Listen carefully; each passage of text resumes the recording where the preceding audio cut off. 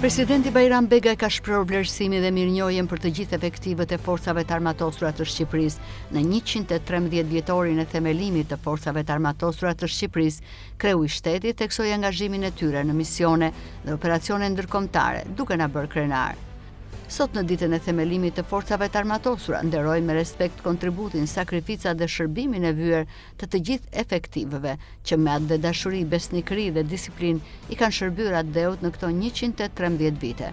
Forcat e armatosura me angazhimin, përkushtimin dhe profesionalizmin e tyre kanë arritur me sukses të jenë në lartësinë e detyrës për sigurimin e pavarësisë dhe mbrojtjes së vendit. Pjesëmarrja në misione dhe operacione të NATO-s, BE-s dhe OKB-s na bën krenar dhe kontribues me vlera në sigurinë kolektive.